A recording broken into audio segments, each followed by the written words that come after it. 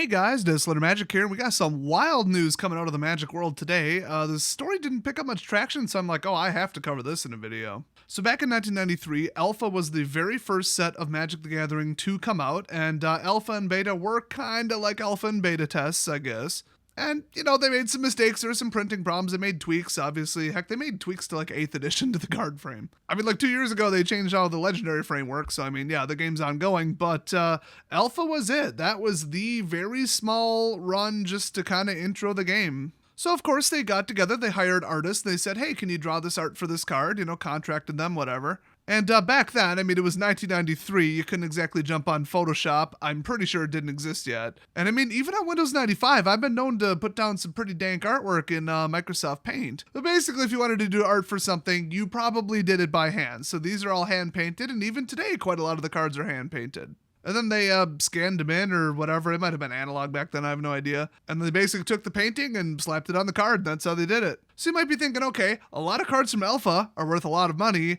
What about the paintings? What happened to those? Well, 5 of them were just put up for auction, and it ended today, and the seller was just titled as Len Osborne MTG Collection. So, could be an alias, could be a, made-up nickname to hide behind. It could be the person's estate. It could just be the person. Just, retiring, out of money, whatever, cashing in, buying a bunker for the apocalypse because it's 2020. You can get a good bunker for what these sold for. Let's just say it was a really high amount. So they ended up at Heritage Auctions, and I'm probably going to basically describe the amount in the title of this video, so it's not going to be a big reveal, but they sold for $483,600 total. So these 5 original paintings were Demonic Tutor, which, I mean, hello, Contract from Below, James Day Tome, Mana Flare, and Fear. So, I mean, that's Mark Poole. You've probably heard of him. Christopher Rush, Mark Tenon, and Douglas Schuler's work. So, massive art legends. So, Demonic Tutor alone sold for $168,000.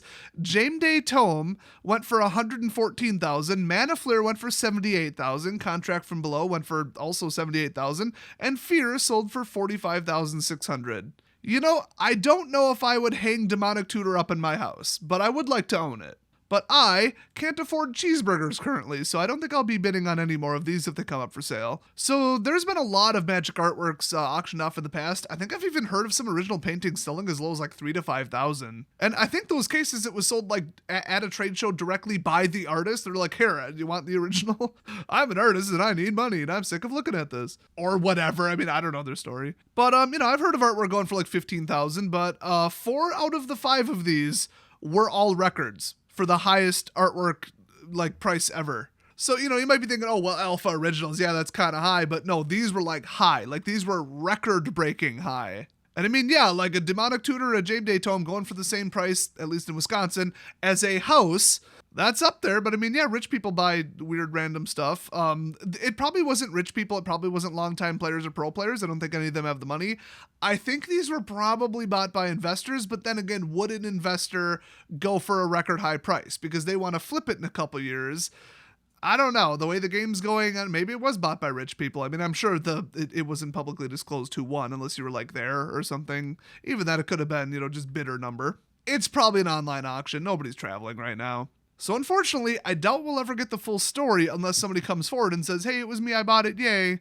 But, I kind of wonder, like even Wizards of the Coast employees probably wouldn't want to get that much money together. I'm not saying they couldn't. They probably could. It's just they wouldn't want to. That's a lot. I mean, very few of them there get paid above like $150,000 to $200,000 a year from what I heard. So yeah, pretty wild. There's not much more to the story that I could personally add because I don't know that much about artwork and history and stuff. I'm just going down the bullet points that I saw that are going around in the news sphere. But I will say James Day Tome is actually one of the unique cards. There were a couple tomes. You got Jalum Tome, a Messy Tome. They were printed at, different times and stuff. Or at least reprinted, so you've probably seen them. I mean, a Messy was in Iconic Masters.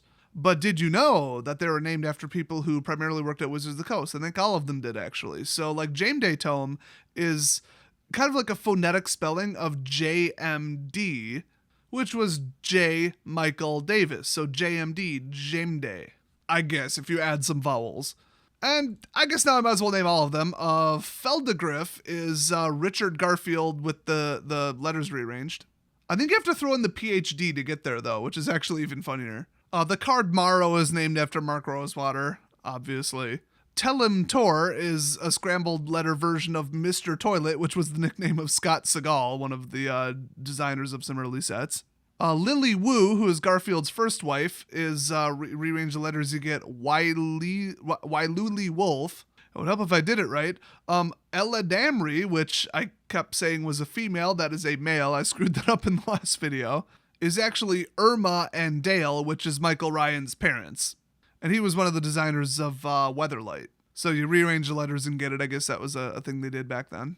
So Jalum Tome is Joel L. Mix, so JLM, Jalum, I guess. A Messy Tome is Michael Scott Elliott, so MSE, MSE. That one's a little more on the head. That one I get. I know there's a card called like Lina something that's named after somebody's mom named like Lynn or Lina, something like that. I don't know, I couldn't find it. Hooray for going off my memory. I know Yudwin Afreet is like so obvious. It's Wendy, obviously. I mean, come on, Yudwin.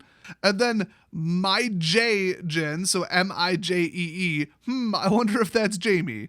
That's just two of Richard Garfield's friends. Then we get Ernham Jin, which is Herman, which was Garfield's brother-in-law, I think it was. Leshrak on multiple cards is actually Charles, specifically Charles Page, one of the playtesters. And I think that's all of them. I'm going off a couple references plus my own memory. There's a couple other silly anagrams like Chubtoad, which is just the dumbest name ever already, is an anagram of bad touch. Yeah, it sounds like something Wizards would think is funny and hide in a card.